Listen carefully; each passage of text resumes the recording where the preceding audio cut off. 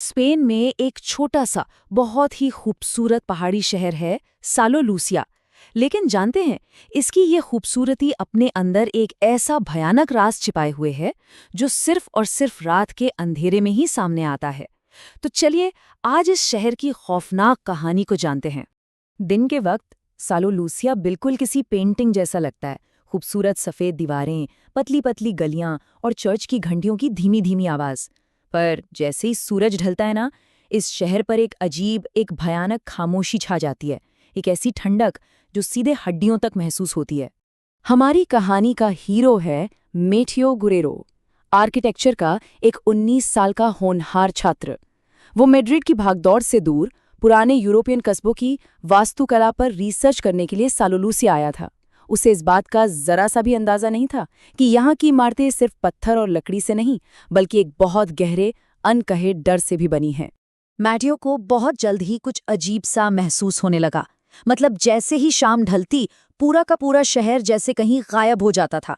लोग घबराहट में अपने घरों में घुसकर दरवाजे और खिड़कियां बंद कर लेते।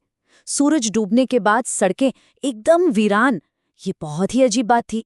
तो यहाँ सबसे बड़ा सवाल यही उठता है ना, आखिर इस शहर के लोग डरते किससे हैं? ऐसा कौन सा खौफ है जो उन्हें अपने ही घरों में कैद होने पर मजबूर कर देता है? खैर, यही वो पहेली थी जिसका सामना अब मैटियो को करना था। अपनी रिसर्च के सिलसिले में मैटियो शहर के पुराने कब्रिस्तान पहुंचा। वहां उसकी नज़र एक टूटी हुई शादी की मेहराब पर पड़ी, जिस पर सूखे हुए फूल लटक रहे थे। उसे ये थोड़ा अजीब तो लगा, लेकिन उसने ज्यादा ध्यान नहीं दिया। और बस यहीं से उसके साथ अजीब घटनाओं का एक सिलसिला शुरू हो गया। उस रात के बाद से मैटियो को अपने गेस्ट हाउस के बाहर किसी के कदमों की आहट सुनाई देने लगी। उसने गली के कोने में एक सफ़ेद गाउन पहने किसी औरत की छाया देखी, जो पलक झपकते ही गायब हो गई। फिर अगली रात उसने पत्थर की सड़क पर गीली मिट्टी से बने पैरों के निशान देखे, जो सीधे उसी कब्रिस्तान की तरफ जा रहे थे। अब मैटियो से रहा नहीं गया और वो उन निशानों का पीछा करते करते कब्रिस्तान पहुंच गया। और वहां उसी टूटी हुई मेहराब के नीचे उसने उसे देखा। एक औरत पुराने से शादी के गाउन में खड़ी थी। उसका चेहरा घूंघट से ढका हुआ था। जब वो पलटी तो मैटियो की तो जैसे रूह कांप गई। उसका चेहरा एकदम सफ़ेद था और आंखों के नीचे खून के सूखे निशान थे।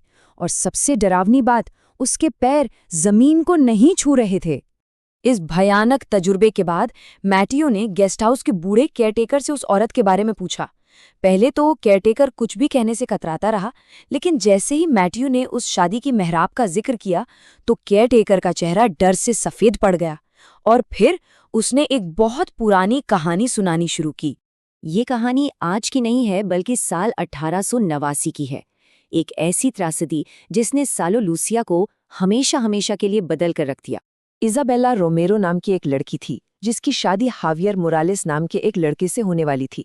शादी की रात सब लोग इकट्ठा हुए।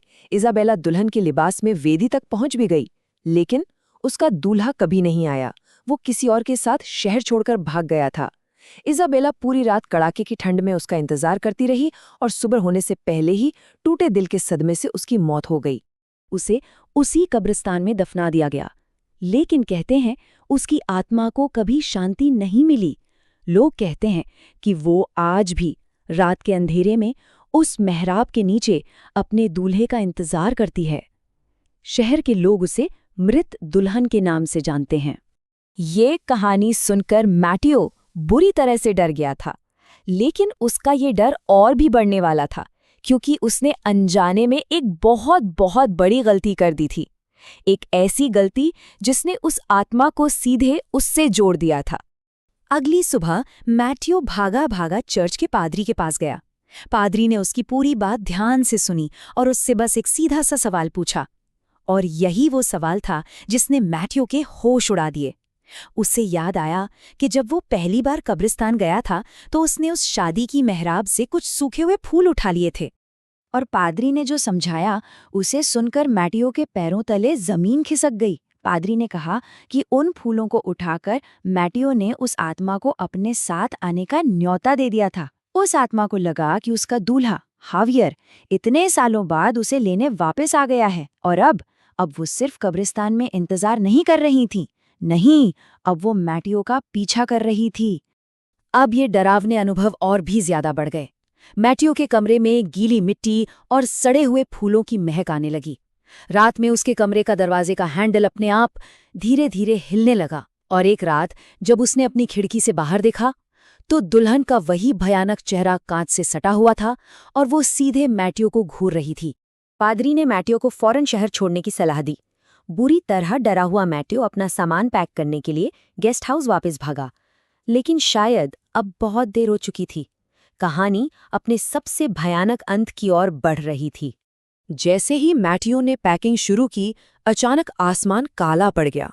तेज हवाएं चलने लगी और जोरों से बिजली कड़कने लगी, और तभी घर की बत्तियां बंद हो गईं और पूरा कमरा घुप अंधेरे में डूब गया। और फिर बिजली की एक और कड़क के साथ वो दुल्हन मैट्यू के ठीक सामने खड़ी थी। मैट्यू की चीख पूरे गेस्ट हाउस में गूंज उठी। जब केयरटेकर भागकर उसके कमरे तक पहुंचा तो कमरा खाली था। मैट्यू वहां था ही नहीं। कुछ घंटों बाद मैट्यू की लाश मिली, उसी कब्रिस्तान में, उसी शादी की मेहराब के नीचे।